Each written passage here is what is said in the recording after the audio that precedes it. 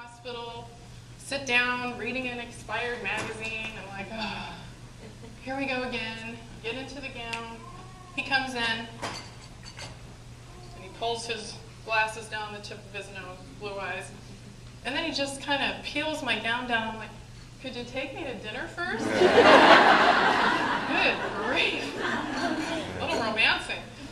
So anyway, at that moment, everything changed because the look on his face was horror. He knew he was looking at something that wasn't good. I still wasn't ready to accept that. The nurse starts crying, and I'm like, oh, that's a good sign.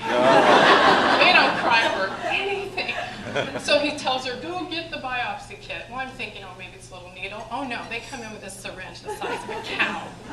Stick it in me. I'm like, oh, man. So, and then to add insult to injury, they send me over to mammography.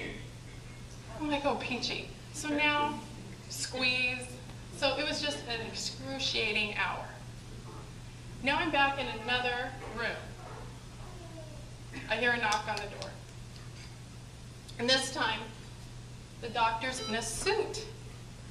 And I am like, why is he in a suit? That was so strange to me. You know, you're trying to process all this. And next to him was this beautiful young doctor in a white coat. And it said, oncologist. And I just felt the life drain out of me. At that point, they had called my husband. And it was like a scene in a bad movie. I go out into the corridor, and my husband's coming through the sliding doors, and we meet in the hallway. And I just whispered in his ear, I have cancer. And we were in shock. And then my very romantic doctor takes us down the hallway into the x-ray room. He's got all of my previous mammographies that were clean, by the way, 14 months earlier. And then the news set, and it looked like somebody threw sand on them. And he's like, that's the cancer. It was everywhere. And then he was on one of those little wheelie chairs, you know? And I just remember him like wheeling in really close to me, and I thought, oh, don't you pull anything down again. I'm not in a good mood. And he says to me, you may have 18 months to live. You are not operable. We have to start high-dose chemotherapy right away. I am just beside myself. I can't even imagine. So I go home, and one of the first things I remember when I pulled up in the driveway is I looked over, and my son was playing in our neighbor's yard in the sandbox, and his hair was lit up. He's just so beautiful. And I just looked at him, and I thought, how in the world is this going to work? So, his shoe was about this big at that time. And I was thinking about and preparing for this speech, I thought, you know what? Life is really a lot about shoes, not just the shoes I liked at Nordstrom. No. It's about the steps that we take in life.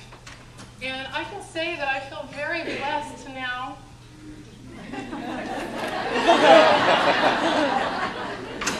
say that this is my son's shoe. The miracle of that is that I have been able, because of people like you, because of research money, I have been able to raise my son against all odds.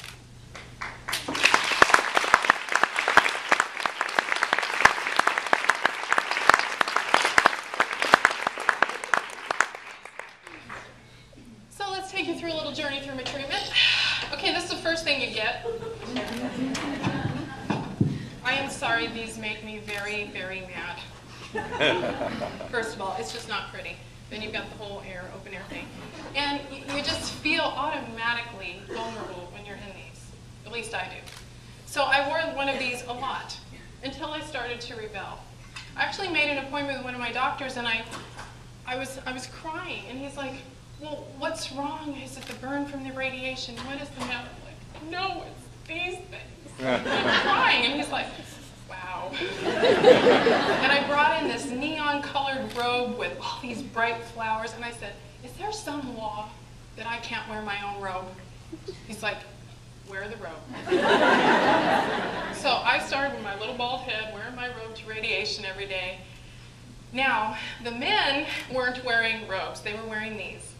And in the basement of where you have radiation, there's a lot of men because they have prostate issues.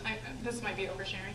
But I'm down there and I'm like the only young girl, and none of them were like being discreet and nauseous. And it was just hell. So, anyhow, but those little men over time kept leaving me notes, and pretty soon it was like, you know, this is okay. This is good. We all are starting to get along. So one of the things that I felt was important for myself is to individuate, is to say, I am a person, I'm experiencing this. And these were just not something I wanted to deal with. So I went through really, really high-dose chemotherapy, brutal stuff. But I knew that it was my opportunity to survive if I had to. One of the first things that happened, as you know, is what, everybody? What do you lose? Hair. You lose your hair. Okay, I was prepared for that part, sort of, until I was in the shower, and I realized hair loss is not in just one area. Okay, you can use your imagination. And I'm like, are you serious? Everywhere! This is brutal. Your eyelashes, your eyebrows, it's coming out in chunks, and when it started to come out in chunks on my head, I said, oh no. Oh, I can't do that. I need to just take control. So I had my stylist come over to our house when my son was sleeping because I wanted to have a moment. And I remember sitting there, and I had that slippery cape on, and I just bent down, and I remember thinking, I feel like I'm at a sacrificial altar. And I bent over, and I hear the buzzer start, and the first stroke was down the middle of my head, and I just saw all of my hair sliding down onto the floor. We get there. I'm emotional, right? Very sad. Get all done. I run into the kitchen, I get a Ziploc bag, and I put it all in the Ziploc bag. My mom and husband are like, what's the plan now? This is my hair. I still have it. So anyway, I'm sitting there in this emotional state. I'm newly bald, and my husband says to me, I'm thinking it'll be something very compassionate, you thought I would go bald first. Yeah.